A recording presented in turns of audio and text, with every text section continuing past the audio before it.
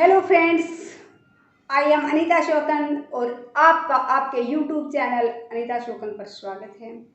आज हम कर रहे हैं पालमपुर गांव की कहानी, जिसकी स्टार्टिंग हमने क्या की थी, कल की थी। इंट्रोडक्टरी पार्ट हमने कल किया था कि क्या कुछ है, तो उसमें मैंने आपके साथ डिस्कस किया था कि फैक्टर ऑफ प्रोडक्शन हमारे 4 होते हैं।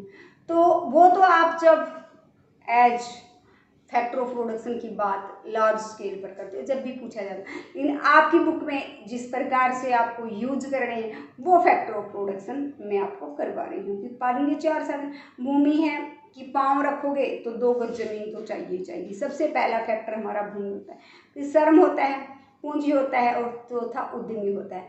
लेकिन आपको जो क्वेश्चन आएंगे वो थोड़े से अब उस लीग से हटके क्वेश्चन पूछे जाएंगे। तो 9th क्लास का जो स्टैंडर्ड है उसके हिसाब से मैं अब आपको करवा रही हूँ।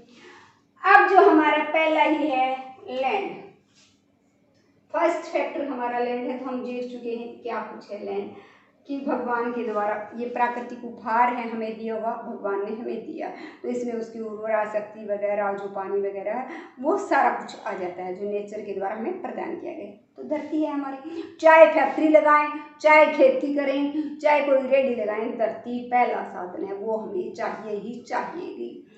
फिर है हमारा लेबर, फिर है श्रम। लेबर में हमारे क्या आ जाते हैं, 4 प्रकार के श्रमिक आ जाते हैं। जैसा काम होता है वैसी रिक्वायरमेंट होती है।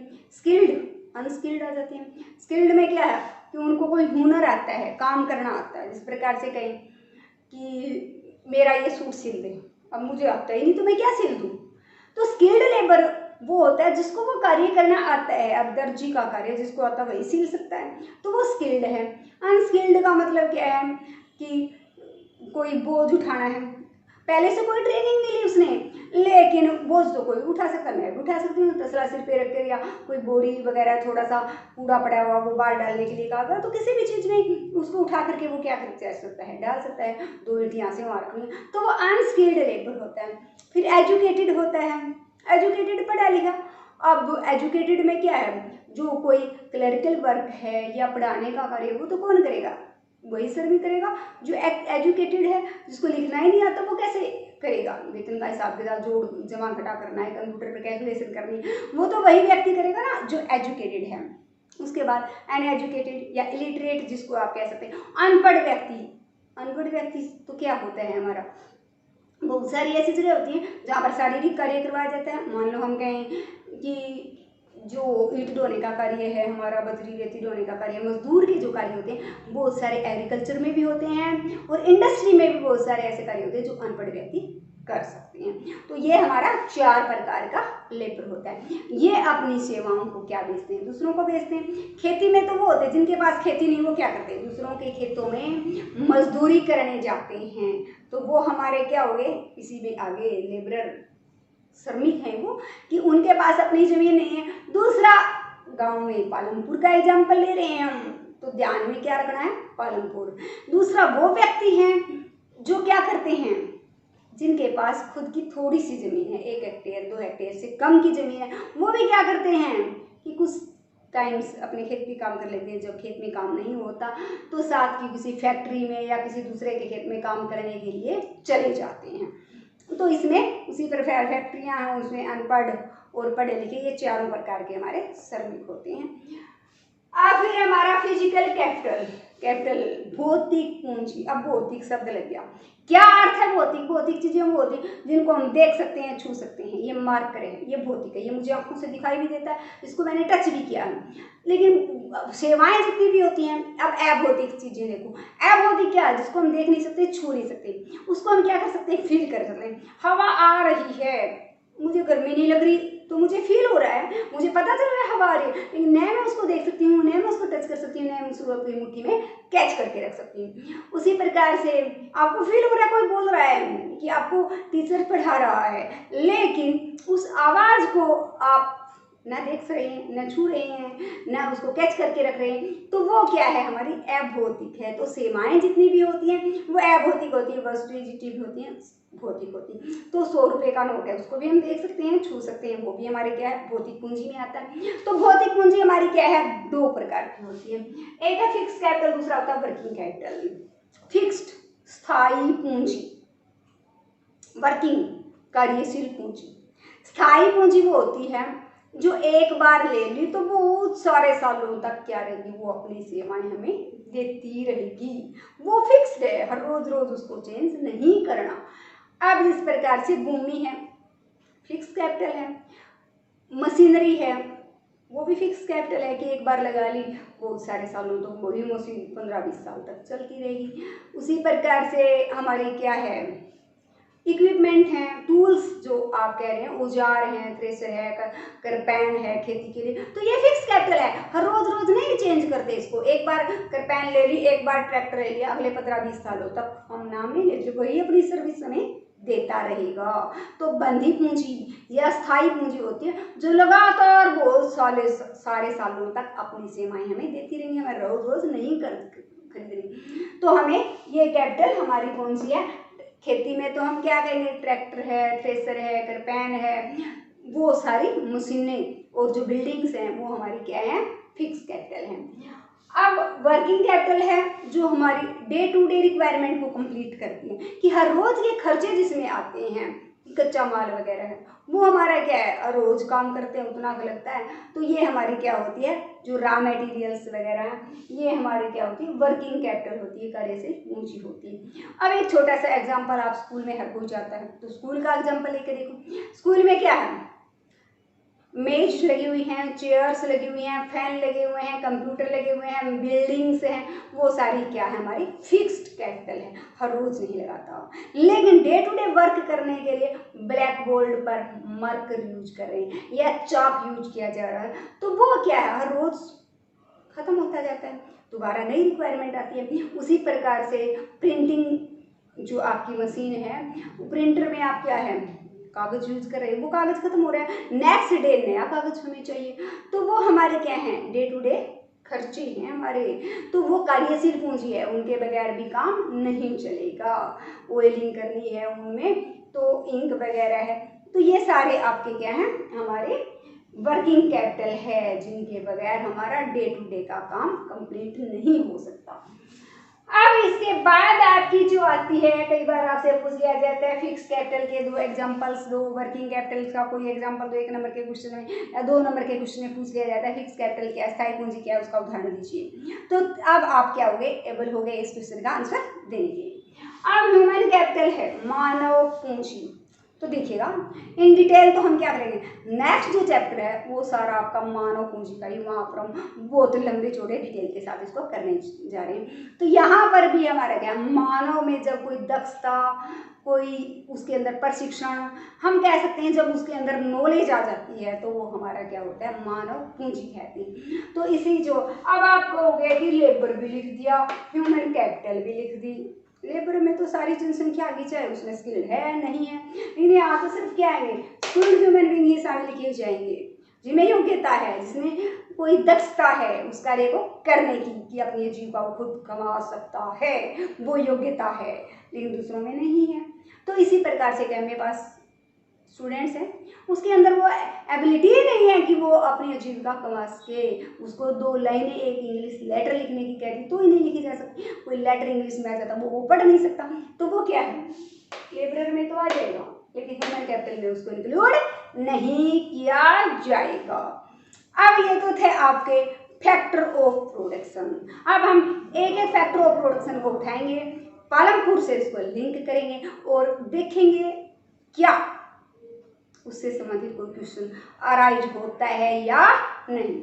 तो पहला है लैंड, ठीक है, लैंड नेचर ने हमें दिया हुआ उपहार है, नेचर के द्वारा दिया हुआ, प्रकृति ने हमें उपहार स्वरूप दिया, लेकिन क्या इसकी कोई ऐसी विशेषता है, हाँ है, ऐसी विशेषता है कि ये क्या है, लिमिटेड है, फिक्स है हमारे पास, कि ऐसा नहीं है कि हमारे पास कोई शकलक बुम बुम की जो पेंसिल दिखाते हैं या कोई ऐसा जादू की छड़ी हमने उसको टच किया और वो लैंड बढ़ गई, नहीं, वो जितनी है उतनी ही रहेगी, उसको हम अपनी मर्जी से बढ़ा नहीं सकते। तो कहते हैं कि जैसे जैसे हम अब राष्ट्रीय स्तर पर लेते हैं, पालमपुर की बात छोड़कर, यदि पालमपुर में भी आता है तो भी वही क्वेश्चन, और यदि राष्ट्रीय स्तर पर आता है तो भी वही क्वेश्चन कि लैंड की जो विशेषता है वो ये है कि वो क्या है, प्राकृतिक उपहार है, उसके साथ साथ कि वो फिक्स्ड है, जितनी है उतनी है, उसको हम बढ़ा नहीं सकते। अब फिक्स्ड है तो कोई क्वेश्चन अराइज होगी। अब जनसंख्या तो क्या हो रही है, इंक्रीजिंग हम मल्टीप्लाई होते जा रहे हैं। अब ये थोड़ी है कि जनसंख्या मल्टीप्लाई हो रही है तो हमने अपने सॉल्यूशन निकाल लिया कि एक बिल्डिंग थी, उसके ऊपर दूसरी के ऊपर तीसरी के ऊपर चौथी, ऐसे बनाते गए, मल्टी स्टोरी बिल्डिंग बना दी हमने कि 5-6 मंजिला मकान बना लिया। अब एग्रीकल्चर में तो ऐसा नहीं कर सकते कि नीचे एक फसल बोई, उसके ऊपर दूसरी बो दी, तीसरी बो दी, नहीं, ऐसा नहीं किया जा सकता, पॉसिबल ही नहीं है। तो उसके लिए कोई ना कोई सॉल्यूशन तो निकालो भाई कि इस प्रॉब्लम का कोई तो सॉल्यूशन होगा।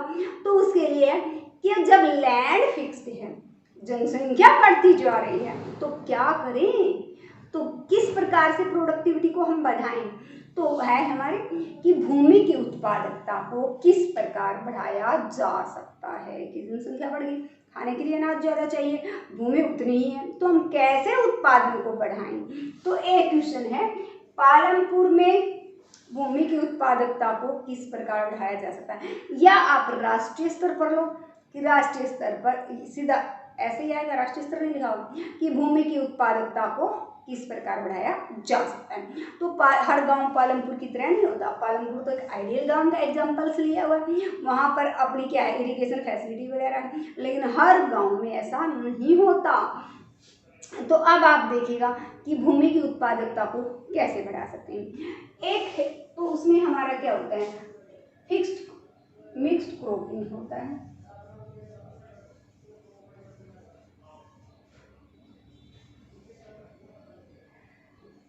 मिक्स्ड क्रॉपिंग है हमारा। दूसरा होता है मल्टी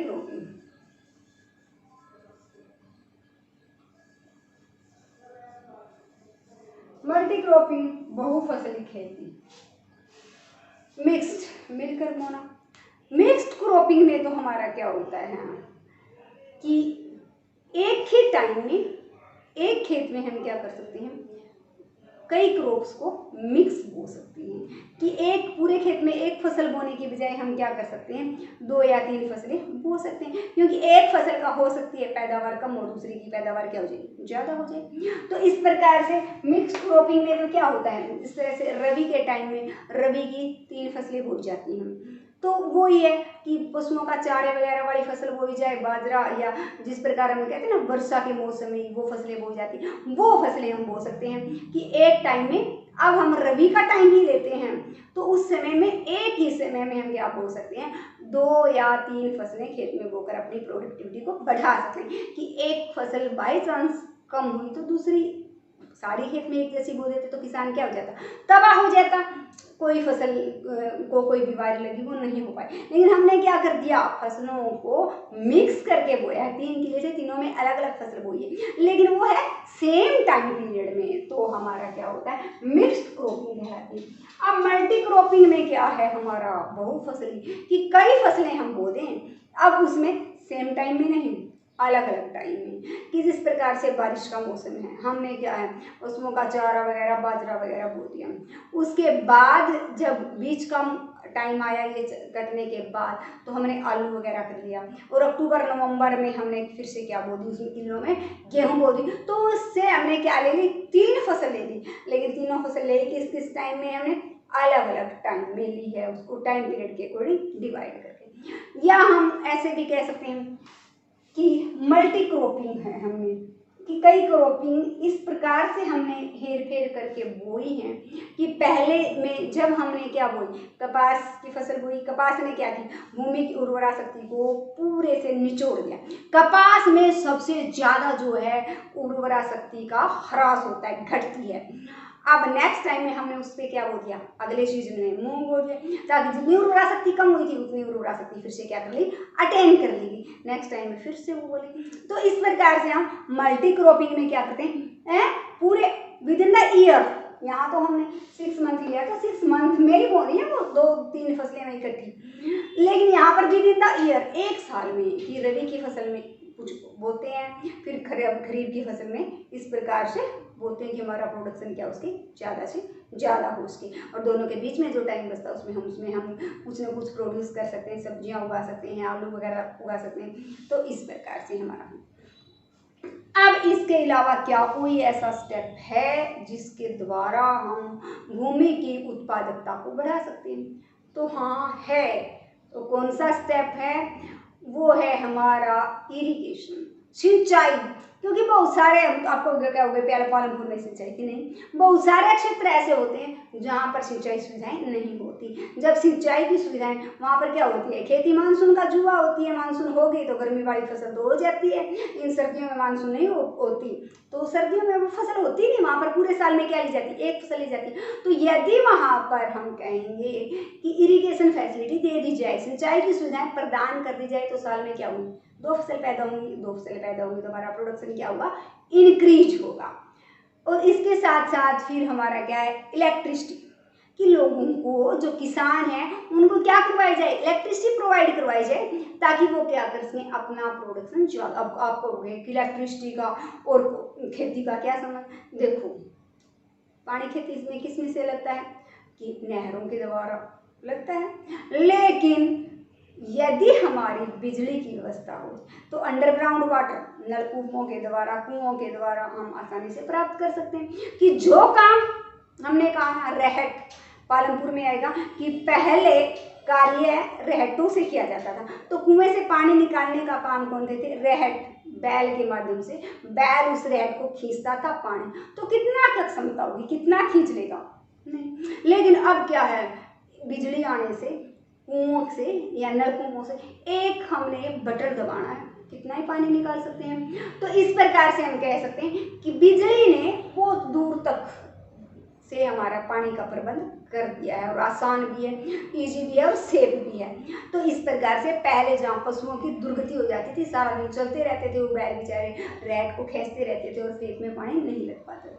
तो अब हमारा क्या हो गया, इलेक्ट्रिसिटी ने वो क्या कर दिया, सारी प्रॉब्लम सोल्व कर दी। तो इलेक्ट्रिसिटी की अवेलेबिलिटी के द्वारा भी हम क्या कर सकते हैं, खेती के प्रोडक्शन को इंक्रीज कर सकते हैं। अब फिर है हमारा कि जो आधुनिक तकनीक, ये काम करने का जो तकनीक का मतलब तरीके कई होते, हाथ से कर लो, मशीन से कर लो। पहले क्या था, सारे का सारा काम किससे होता, हाथ से होता था।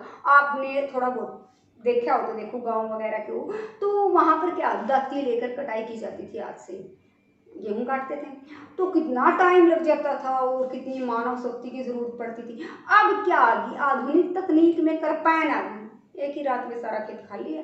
गेहूं भी आपके घर में रिस्क नहीं है, पहले खेत में बरोटे पड़े रहे हैं, उनमें रिस्क था, कभी आग लग जाती थी, कभी बारिश हो जाती थी, सड़ने का डर। अब कोई डर नहीं है हमें, कि फटाफट से साथ में क्या आ जाती है, वो गेहूं हमारे घर आ जाती है। तो आधुनिक तकनीक का हम काम करने का आधुनिक तरीका अपना करके भी हम क्या कर सकते हैं, प्रोडक्टिविटी को इंक्रीज कर सकते हैं। आधुनिक तकनीक में ये नहीं करपैन नहीं, हम हाथ से खेत जोतते थे, कितने लंबा समय लग जाता। अब क्या है, ट्रैक्टर आ गया तो इजी हो गया और प्रोडक्टिविटी इंक्रीज हो गई, क्योंकि जो खरपतवार थे उसको जड़ से उखाड़ देता है ये ट्रैक्टर, कि बहुत गहरे तक जुताई करता है, इतनी नहीं हो सकती।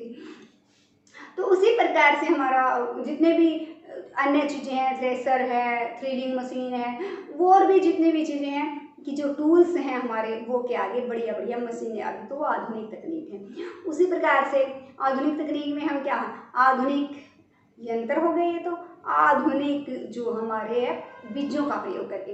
आधुनिक बीज कौन से हैं, एक बीज था HYV, हाइब्रिड बीज थे, जीन को जब परिवर्तित करके अनेक प्रकार के। पहले किसान क्या करता था कि घर पर जो गेहूं के दाने थे, खा लिए, उसको डोरा सूसी ने खाए, कट्टा भरा और वही खेत में बोया आया, उनमें से आधे जानते थे, आधे जानते ही नहीं थे।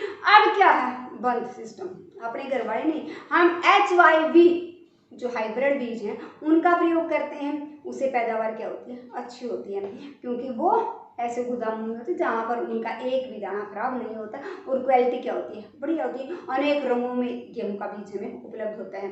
उसी प्रकार से कपास है, तो अनेक प्रकार के पौधे हमें अलग अलग हाइब्रिड बीज के नाम होते हैं, नाम के अकॉर्डिंग हम लेते हैं।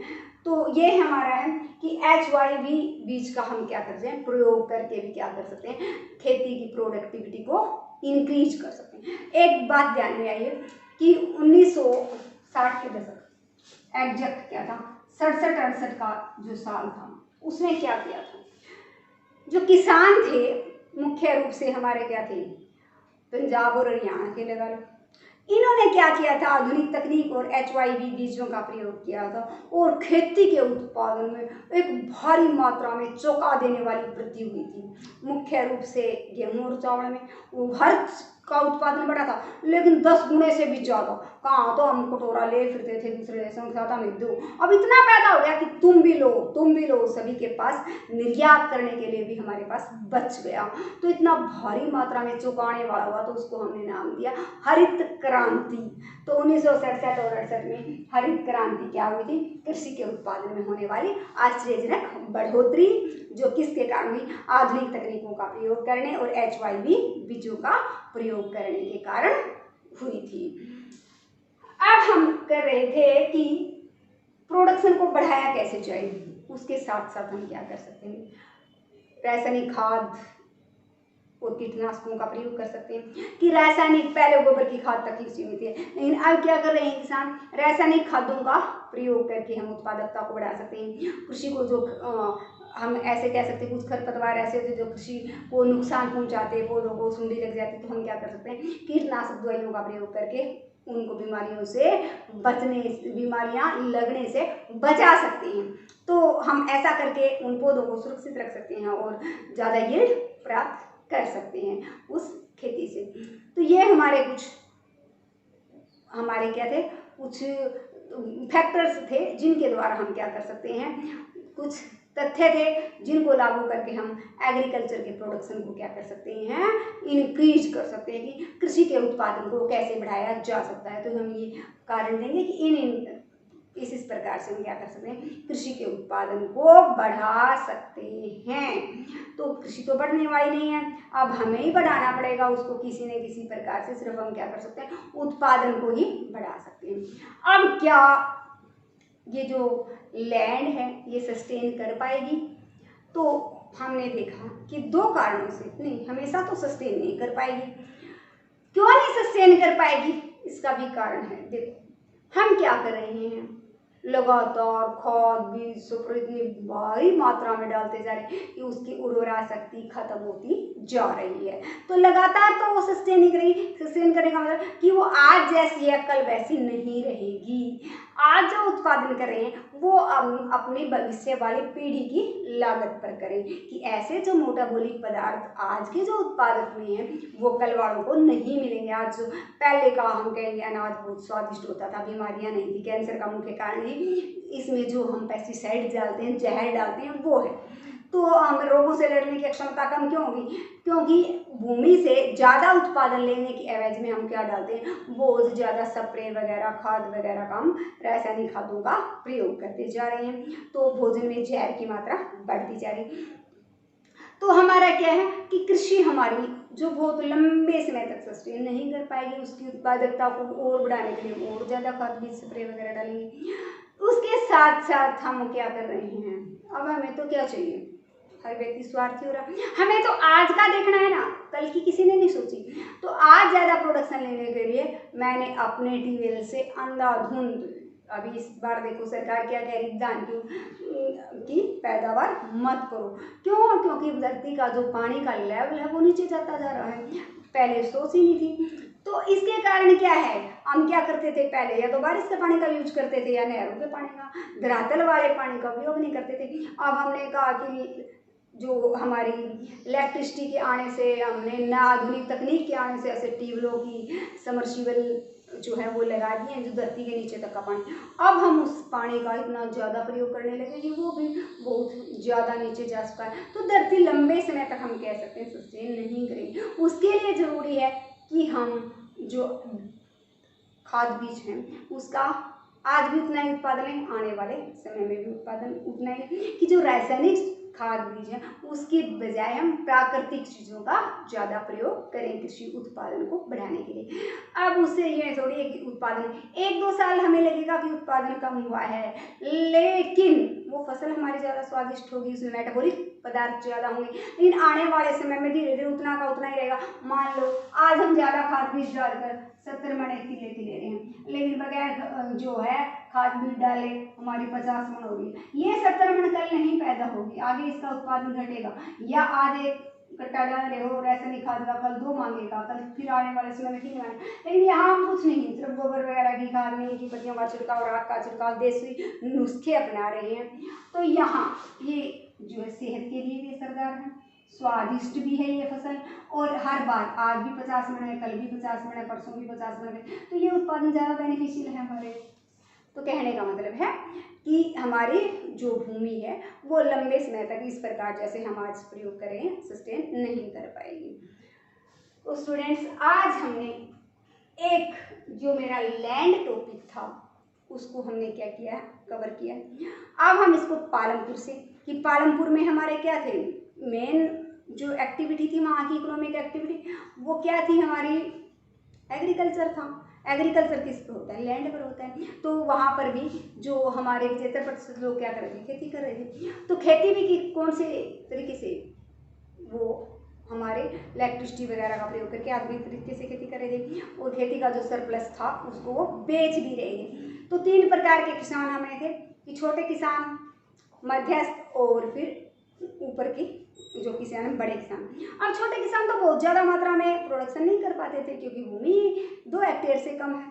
बड़े मजदूरों के पास 2 हेक्टेयर या उससे थोड़ी ज़्यादा, 2 हेक्टेयर से ज़्यादा की भूमि होती, बड़ों के पास 10 हेक्टेयर से ज़्यादा। अब जो छोटे थे वो तो बेचारे कुछ समय अपने काम करते, गुजारा कुछ नहीं है, वो तो कर्ज के बोझ के नीचे दबे रहते थे। किससे कर्ज लेते थे, बड़े किसानों से, और वो उनको कंडीशन लगा के देते थे, तू ऐसा करेगा तो तुझे अपनी टूम गिरवी रखेगा, या तू अपनी ज़मीन मेरे पास गिरवी रखेगा तुझे लोन मिलेगा, या ये कह देते थे कि मैं तुझे लोन देता हूँ पर सारा साल इस पर एक, अभी हम आगे पढ़ेंगे कि सविता को तेजपाल से वो क्या लेती है, ऋण लेती है, लेकिन कंडीशन है वो कह देता है कि तू सारा साल मेरे ही खेत पर खेती करेगी।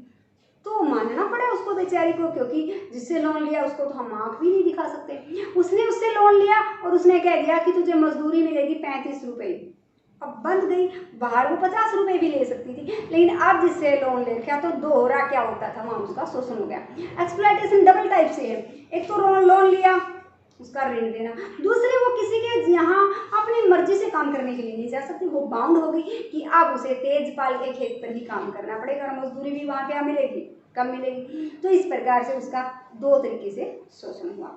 तो यहाँ यही है कि जिसके पास भूमि नहीं थी वो भी बड़े किसान से लोन लेता, और जो हमारा छोटा किसान था उसके पास भी आगे फसल बोने के लिए नहीं होता था, वो भी लेता। लेकिन जो बड़े किसान थे वो अपनी खेती में कुछ काम नहीं करते थे, वो दूसरों से ही काम करवाते थे, और बड़ा बड़ा सरप्लस का मतलब है कि जो लागत आती थी उसके बाद भी बेचने के लिए बड़ी अमाउंट बच जाती थी, तो वो पूंजी प्राप्त कर लेते थे। थोड़ी बहुत पूंजी पिछले जो किसान थे वो भी प्राप्त कर लेते थे, लेकिन हम कहेंगे छोटे किसानों के पास कुछ भी नहीं था, वो कर्ज के बोझ के नीचे दबते जा रही थी। तो students, like share and subscribe my channel.